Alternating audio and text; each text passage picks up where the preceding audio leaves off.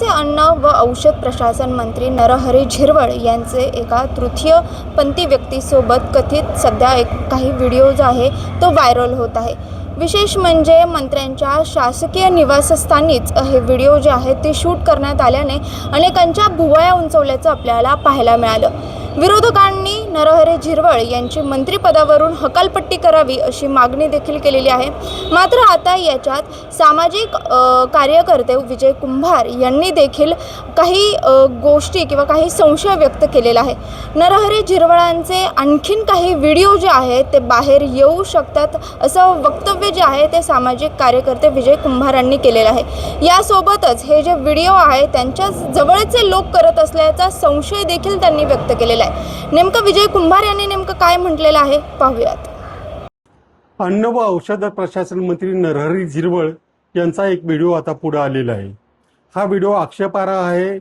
त्याच्यामध्ये नरहरी झिरवळ एका तृतीयपंथी व्यक्तीशी जे काही करतायत तिथे काही दारू पित आहेत वगैरेचा हा व्हिडिओ आहे आणि तो सध्या महाराष्ट्रामध्ये सध्या व्हायरल झालेला आहे। नरहरी झिरवळ यांचे एकूण व्यक्तिमत्व, त्यांचा पोशाख बघता ते अत्यंत सज्जन आहेत असा सगळ्यांचा समज होतो। त्यांचे सहकारी सुद्धा त्यांच्यावर कुठलाही आक्षेप आला की लगेच त्यांच्या प्रामाणिकपणाची, त्यांच्या सचोटीची गॅरंटी देत असतात। परंतु गेले काही दिवस आम्ही त्यांच्याशी पत्रव्यवहार करतोय, काही त्यांना गोष्टी सांगितलेल्या आहेत, काही लोकांवर कारवाई करायची मागणी केलेली आहे। त्यांचं स्वतः त्यांचेच अधिकारी कसं ऐकत नाहीत हे निदर्शनास आणून दिलंय। या सगळ्या गोष्टींवर त्यांचं उत्तर मात्र नकारार्थी होतं। याहीपेक्षा महत्त्वाची बाब म्हणजे एक लहान मुलांसाठीची एक लस आहे जी हाफकिनकडे आहे। त्या लशीच्या संदर्भामध्ये खाजगीकरण करायचं चाललंय।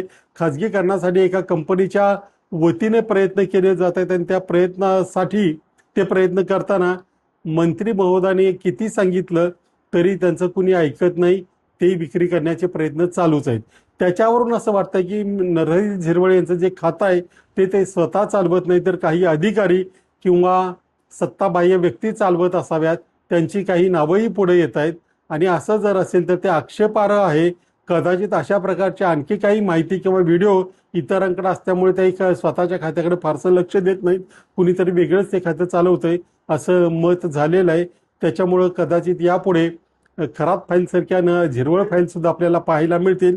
त्यामुळे मुख्यमंत्र्यांना विनंती आहे की त्यांनी तातडीने यांचा राजीनामा घ्यावा। तर झिरवळांनी स्वतःहूनच राजीनामा दिला पाहिजे। ते देत नसतील तर मुख्यमंत्र्यांनी तो राजीनामा घेतला पाहिजे।